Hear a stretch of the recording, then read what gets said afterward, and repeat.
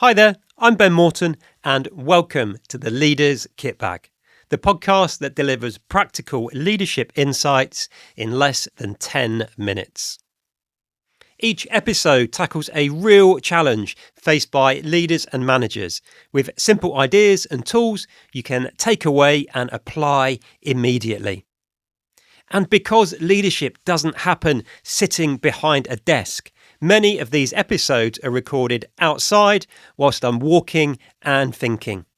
They're informal, unscripted, and straight to the point. So, wherever you are, let's get started and sharpen your leadership skills one episode at a time. Over the next few weeks, a lot of you will no doubt pack your work bag for the last time and head off on holiday. And I suspect if you're like many of my clients, somewhere in the back of your mind, there's a good chance you'll be carrying a quiet, nagging worry. What's going to happen while I'm away?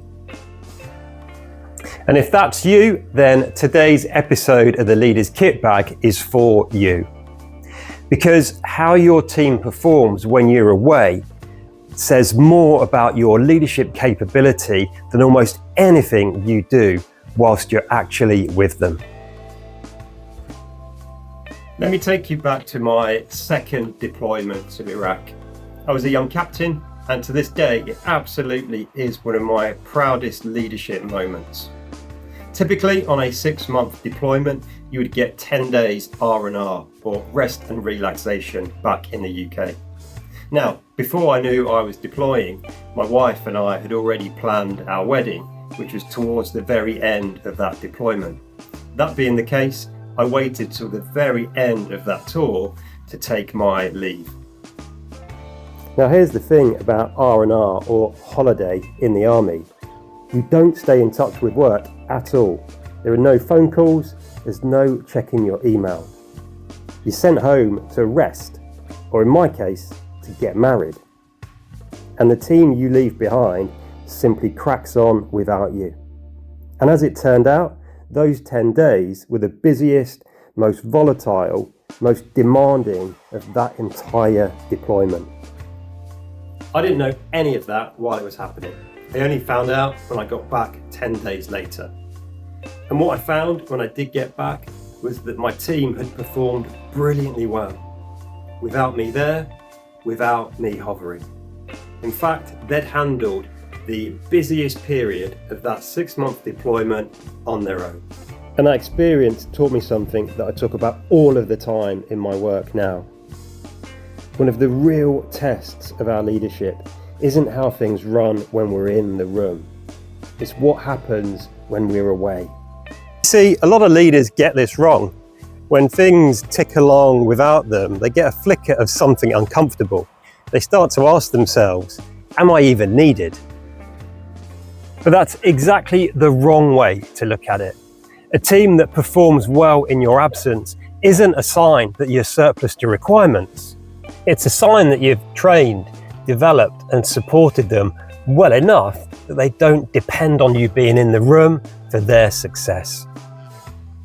In fact, the opposite is the real warning sign. If everything grinds to a halt or starts to fall apart the moment you step away, then that's data that's worth paying attention to. Two things brought this back to me recently. The first is the time of the year.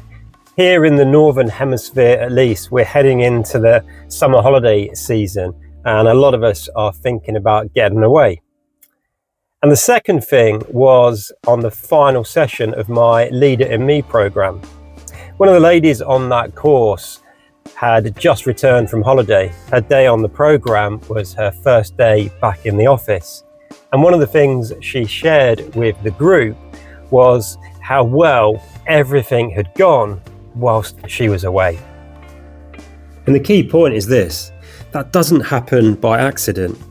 A team that truly thrives in your absence is one that you have developed and empowered long before you head off on your 2-week holiday. So to finish up, here are a few simple things you can do to set your team up to succeed whilst you're away and allow you to enjoy your holiday.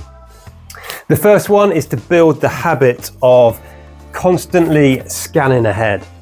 Instead of just looking at what's coming up tomorrow or next week, develop the habit of scanning 3 or 4 weeks ahead so we can be much more on the front foot.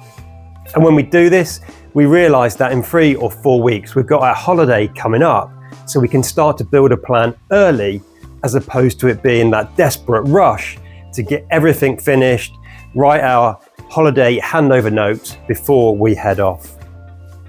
And what that scanning ahead or forward planning allows us to do is to ruthlessly prioritize. What are the things that I'm going to ditch or delay in the run up to my holiday? What are the things I absolutely need to get done before I head off? And what are the priorities for the rest of the team whilst I'm away? And that leads nicely into the next thing, which is to delegate, right? What can we delegate in the run up to holiday, perhaps that we wouldn't normally delegate, that enables us to focus on these priorities that we really need to focus on before we head off? What are the key jobs we want our team to be working on whilst we're away? And then the final tip linked to this is to absolutely clarify expectations whilst you're away. Make it clear which team members are making decisions in which areas in your absence.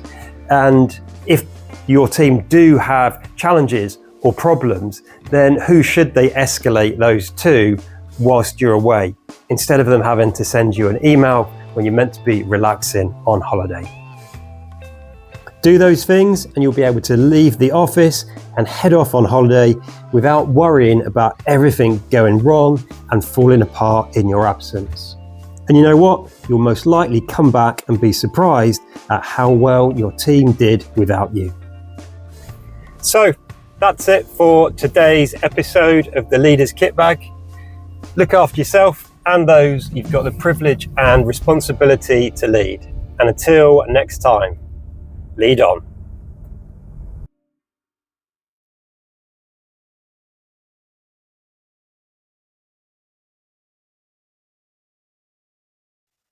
Before you head off, if you enjoy the ideas we explore together here on the Leaders Kitbag and you'd like to go a little deeper, then I've created a new leadership program designed specifically for busy leaders and managers. It focuses on the practical side of leadership, the mindset, skills and tools that help you support your people, make better decisions and get the results you're accountable for.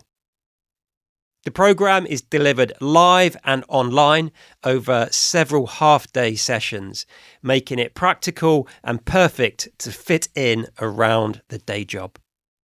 If that sounds useful, you can find out more details via the link in the show notes. That's it for now. Hopefully, I'll see you in the next program very soon. And until then, look after yourself and those you've got the privilege and responsibility to lead.